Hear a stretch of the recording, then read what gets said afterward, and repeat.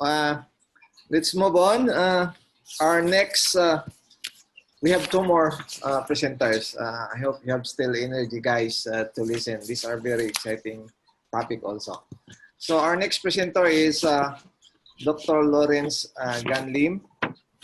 Dr. Ganlim got his PhD in Coventry University, United Kingdom, back in 2002.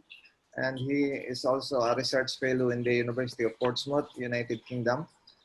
He was the past Philippine section chair of the IEEE Philippines. His expertise is on fuzzy logic, artificial neural network, genetic algorithm, and image analysis, micro hydropower systems, and robotics. Currently, Dr. Ganlim is a full professor of the Department of Mechanical Engineering, De La Salle University. Laurence? Yes. Thank you very much for that kind introduction, Dr. Dajos. I shall now share with you my screen. Okay, so my presentation is related to the previous presentation because this presentation also comes from the same project. Okay, so the title is Using Convolutional Neural Networks, or CNN, for Optimal Visual Parameter Adjustment. This study proposed the use of convolutional neural networks to learn, recognize, and differentiate between good and bad quality visual percepts. CNN is a machine learning architecture that is used for generic object classification. The CNN architecture is remarkably good for image classification. The study also includes a perception action model with a memory and learning mechanism.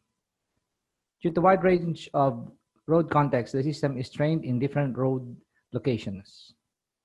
Here are some examples of bad quality visual percepts. As you can see, in all of the images, there are no cars that are fully contained in one window or one picture. And we also have a problem with the occlusion when objects tend to overlap. Image quality assessment has been a topic of several research works. Some methods include statistical correlation with full reference image quality metric using gradient profiles, and natural scene statistics with no reference image. Another research work includes a learning mechanism to assess image quality, such as ARA-boosting neural network. Image quality can also be undertaken in the context of object detection and tracking. A good object detector and tracker can consistently identify and track individual objects even with occlusion and illumination changes. Some measures to identify the quality of detected objects are precision and recall. So to understand recall and precision, we have this figure 4.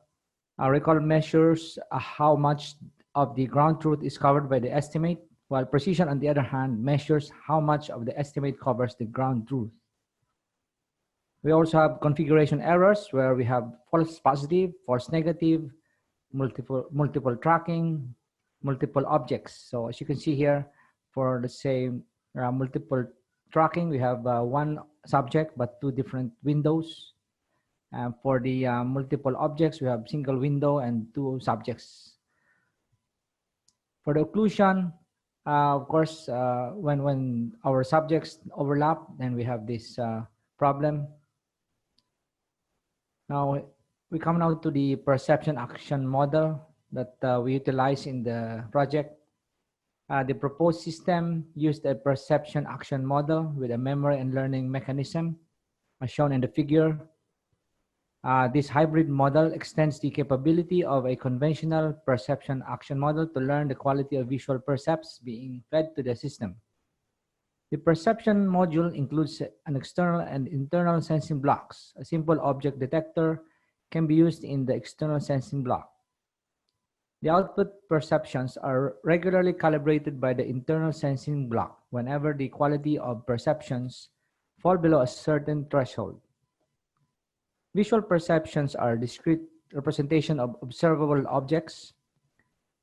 Visual perceptions include an external and internal sensing mechanism, as mentioned previously, to automatically adjust visual parameters whenever bad quality images or percepts are detected. The external sensing processes raw inputs from external environment, while the internal sensing is based from the internal processes of the memory, intelligence, and control blocks of a cognitive system. Any actions that cause changes in percepts are due to the internal sensing capability of a system. For the sensory memory, when visual percepts enter the memory space, it first interacts with the sensory memory. This type of memory functions when dealing with external sources of information. It constantly deals with a new source of information that the system can further analyze. For the working memory, the sensory memory pass information to a working memory to allocate resources for analysis of the visual scene. For the long-term memory space includes the supervised knowledge, memory map, procedural memory, and generated knowledge. The learning process used a convolutional neural network for image learning and recognition. It used the supervised knowledge from the memory process for training, validation, and testing of object recognition. The features or weights generated from this process are transferred to the memory map space. This process involves using the memory map of learned features and weights from the long-term memory process, e.g., for example, an input image contains an unclassified object unknown to the system. Using the inference process, it can provide an object detection and classification function to categorize the unclassified object. The control process involves the response action of the system based on external stimulus, which are processed in the perception, memory, and intelligence mechanisms of PMIC, or Perception Memory Intelligence Control. It includes internal feedback and external feedback systems. Internal feedback consists of a perception action model that learns the quality of visual percepts detected by the system. Perception process can be internally calibrated based on the recalibration threshold set in the control process. External feedback is the system response, as you can see in the diagram. I think you have seen this diagram in the previous presentations, because this actually comes from the same project. We have 6 cameras basically outside, focused at the outside area of the La Salle University. And here we get the images, video images, and we feed it to our server room. Now, here are the sources of our data set. In figure 9, we show a typical altitude of camera views. And then we also have here screen captures of data sets of video feeds from our cameras along Taft Avenue. And to give you an idea of the number of training samples and validation samples, for DS0, we have 900, 1400 for DS3, 3-1, 4-1, and 4-3.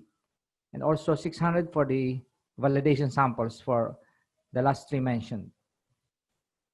And here are some screen captures of our good quality percepts. The images on the lower right were images taken during the evening. And here are some examples of the bad quality percepts. So for the convolutional neural network, the study used CNN model with 3 layers of 2D convolutional layers and an output layer of densely connected neural network. Now here is a graph of the accuracy for our DS0, and then for the DS3-1, DS4-1, 4-3, and this table 4 summarizes the results. with DS0 having 93.53 training accuracy, 91.16 for DS3-1, DS4-1, 93.39, DS4-3, 95.76%. So the study demonstrated a visual percept or detected image quality recognition using a perception action model with memory and learning mechanism.